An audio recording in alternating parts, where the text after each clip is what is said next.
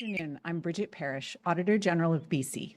Thanks for joining me, and thanks for your interest in our latest audit report to the Legislative Assembly, my first as your Auditor General.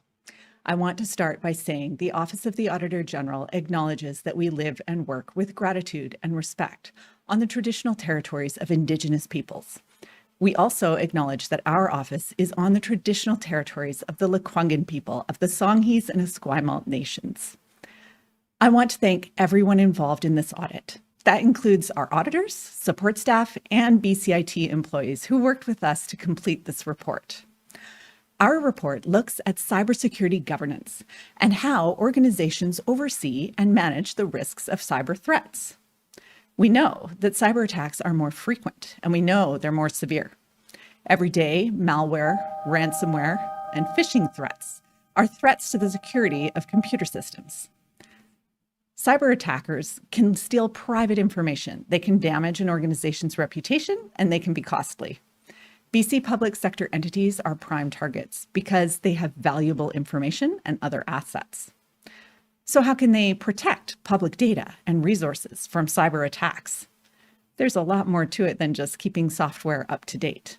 These are sophisticated scams that require a sophisticated approach. Organizations need cybersecurity policies, structures, and oversight mechanisms, or what's known as a cybersecurity governance framework.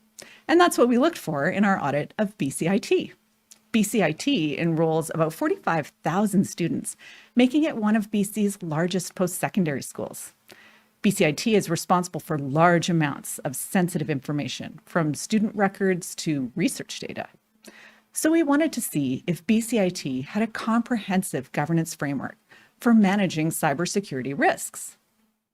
We looked at whether BCIT met specific criteria, including whether they had policies and processes in place, whether roles and responsibilities were clear, whether they had customized their framework for their own unique organizational context, and whether they had established cybersecurity metrics to monitor their performance.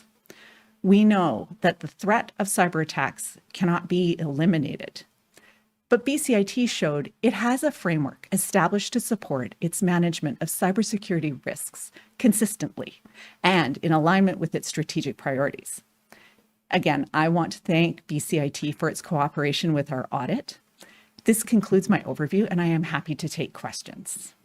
Thank you, Auditor General. We are going to begin the Q&A portion of today's event. Media on the phone line, you may queue up to ask a question by pressing *1. We ask that you limit your questions to one question and one follow-up, and you may queue up after for additional questions.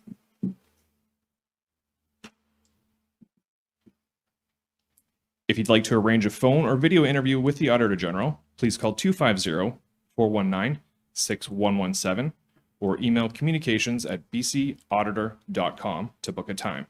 You can also visit oag.bc.ca for more information. And we have no questions in the queue, so I want to thank everyone for coming today. This concludes today's media availability from the Office of the Auditor General of BC.